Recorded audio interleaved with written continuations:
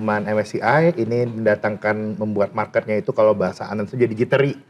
Jadi jittery, pada bingung, takut gara-gara Indonesia bisa diturunkan jadi frontier market ya. Iya. Itu kemarin indeksnya dari 9 ribuan itu turunnya drastis. Sempat, kalau nggak salah paling rendah kemarin sempat 7.800 ya. 7.800 ini naik lagi ke 8.000. Sebenarnya kalau mau kita lihat ya, mungkin minggu lalu ada concern dari hari terakhir ini pas hari yang naik. Itu sebenarnya nunjukkan ada beberapa hal itu sebenarnya sudah mulai diadres. Kalau kita lihat ya, isu yang sangat ingin dibahas oleh MSCI terkait dengan Indonesia itu soal transparansi data, transparansi kepemilikan, yang tadinya itu berujung juga pada isu yang paling banyak dibahas oleh para pemain pasar pada hari ini itu adalah terkait dengan free float. Nah, kemarin kan juga sudah ada statement dari Ketua Dewan Komisioner OJK yang baru. Dan juga sudah bertemu juga dari Direktur Utama dari Bursa Efek yang baru dengan dengan MSCI ya. Mudah-mudahan itu bisa diadres sehingga sudah mulai ada harapan nih. Jadi tapi kita harus lihat juga habis harapan ini muncul, pasar kan biasanya nagih, Pak. Nagih harapan dulu muncul, optimisme muncul, tapi kan ditagihnya selalu belakang. Iya. Pantesan makanya dia semeringah banget nih hari ini nih. Alhamdulillah kan ya udah turunnya udah kemarin luar biasa, Pak. Harus ada rebound lah, perbaikan. Oke. Kembali lagi. Tapi aku juga penasaran nih soal kemarin kan MSCI memberikan soal keterbukaan informasi terkait dengan para pemegang saham. Sebenarnya seberapa pentingnya sih sehingga MSCI sendiri sampai menyoroti hal tersebut gitu? Kalau kita melihatnya keterbukaan dan transparansi itu penting sekali. Transparansi itu penting sekali, dan juga kalau kita lihat ya yang kemarin yang terjadi itu adalah ada beberapa perbedaan bahasa sebenarnya. Perbedaan bahasa. Bahasanya MSCI dengan standar internasional. Lalu kita juga punya dengan bahasa kita sendiri. Ini saya cerita contoh kecil ya. Ini perintilan dari banyak hal lainnya. Perintilannya adalah mungkin dari banyak pelaku pasar modal di Indonesia yang diklasifikasikan sebagai investor retail yang termasuk dalam free float, ya kan? Itu adalah yang pakai nama pribadi di akunnya atau di SID-nya. Tapi kan yang ini banyak juga, misalnya saya juga pengusaha, saya punya PT, saya punya CV, itu PT saya juga bisa investasi di saham. Nah itu apakah itu bisa kita klasifikasikan sebagai free float? Apakah itu diklasifikasikan sebagai institutional investor kalau pakai badan? Beda kan, bukan personal. Apakah ini juga ini hal yang membuat MSCI bingung juga, kalau ada bukan perorangan kayak gini, PT gini, apakah memang ada kemungkinan dia relate dengan UBO yang sebenarnya? Ini membuat tanda tanya. Sebenarnya ini juga kejadian ya, kenapa kayak gini? Ini dikarenakan, ini kan sebenarnya kalau kita lihat ini masalahnya lumayan menahun, Pak, udah lama.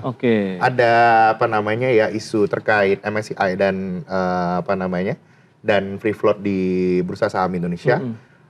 Problem yang dihadapi itu adalah ada beberapa saham, ini berapa kejadiannya yang sudah memenuhi kriteria MSCI.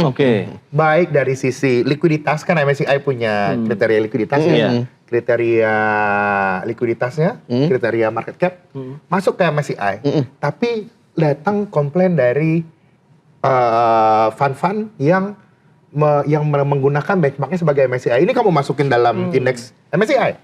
Tapi kenapa nggak investable? Kenapa kita masuknya nggak bisa? Ini kan mendatangkan pertanyaan. Ini yang menyebabkan, aku lihat itu, harus nilai kejadian, rekonsiliasi besar untuk menyamakan persepsi antara MSCI dengan Indonesia, yang tentu saja di sini Indonesia, kita kan di sini pakai bahasanya investor internasional kan, sama kayak kita pakai bahasa Inggris, bukan yang nggak nasionalis kita pakai bahasa Inggris, Pak. Karena semua orang di mana-mana pakai bahasa Inggris. Kita juga bahasanya investor internasional itu adalah MSCI Index. Nah, kita mau nggak mau di sini harus menyesuaikan, karena kalau nggak mau menyesuaikan, dibilang berarti kamu bukan emerging market, resiko kamu lebih tinggi dibandingkan emerging market lainnya kalau seandainya kamu nggak ikut sama kriteria kita. Ini yang aku lihat harus diadres, dan memang isu utamanya kalau kita lihat ini free float dan definisinya. Jadi mungkin bukan sekedar free float yang naik sebenarnya yang diisukan, Tapi soal definisi dari free float itu sendiri, Oke. itu kayak satu contoh kecilnya saya ceritakan itu tadi Pak. Iya, iya, iya. Saya atas nama saya sendiri atau saya pakai nama badan. Mm-mm. Nah, yang badan ini bagaimana kita melihatnya?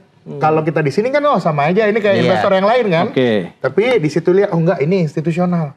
Bisa jadi bukan harus dihitung free float. Ini yang menyebabkan kalau aku lihat ini satu dari beberapa hal Mm-mm. Iya, yang harus sama. Ini aku lihat perbedaan bahasa, perbedaan cara kita. Ini barangnya sama, ini sama-sama gajah. Yang satu pegang kaki, yang satu pegang gading, Pak. Oke. Yang satu bilang, oh ini tipis, keras. Yang satu, wah berat. Ini ngomongnya sama. Ini yang harus kita samakan dulu persepsinya. Ini PR kita. Karena kalau nggak sayang. Itu Peluangnya dia. bisa banyak sekali keluar Betul. dari Indonesia kalau kita Iya. mengalami downgrade. Ya, dengan ada kejadian ataupun peristiwa kemarin, kemudian kan memang ada seperti Anda sampaikan begitu akhirnya pertemuan ya antara pejabat-pejabat baru kita begitu ya di pasar modal. Anda melihat ini akan ada persamaan persepsi nggak sih di sana Iya. begitu yang akhirnya memberikan lagi-lagi begitu bahwa ini optimisme baru, angin segar baru begitu akan segera berhembus nih di pasar modal kita. Saya rasa harus, Pak. Saya rasa sudah harus karena sebenarnya tren dari concern yang dialami oleh MSCI ini bukan hanya setahun terakhir, ini udah agak lama sebenarnya. Oke. Sudah agak lama, mungkin sudah sekitar 2-3 tahun yang mungkin kemarin akhirnya beliau mengeluarkan statement, ini udah harus kita address. Kalau oke. tidak, kita punya masalah kredibilitas.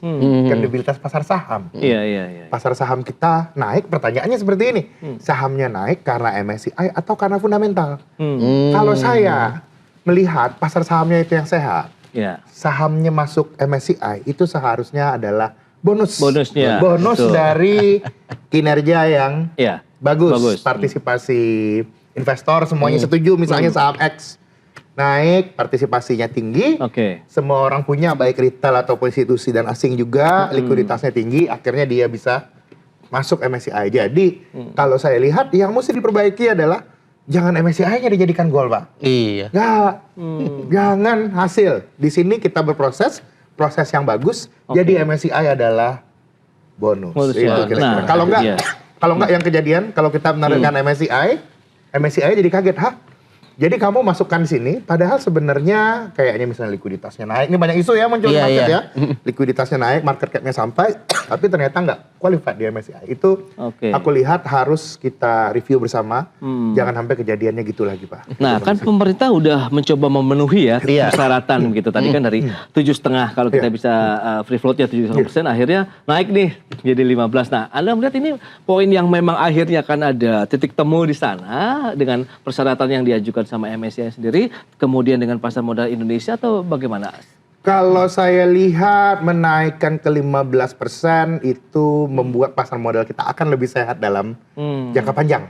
Nah, itu jangka panjang ini bagus, Pak. Ini bagus, tapi concern utama dari MSCI sebenarnya sekarang itu kualitas dari free float-nya. Iya, iya. Datanya dulu Perbaiki. diperbaiki, dibuat jadinya itu dia benar-benar bisa melihat kalau ada data free float, misalnya free float saham cuman 10%, what is the real meaning of 10%?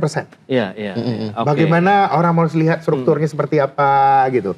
Apakah dari 10% ini masih ada ternyata yang orang lihat mungkin oh ini masih masih related party atau dan lain-lain itu mesti Itu dia. diperhatikan karena itu memang isunya harus dibuka. Tapi memang ini ya kalau aku lihat ya, ini memang sebenarnya nggak ada asap kalau nggak ada api, Pak. Ya Yes. benar. Ya.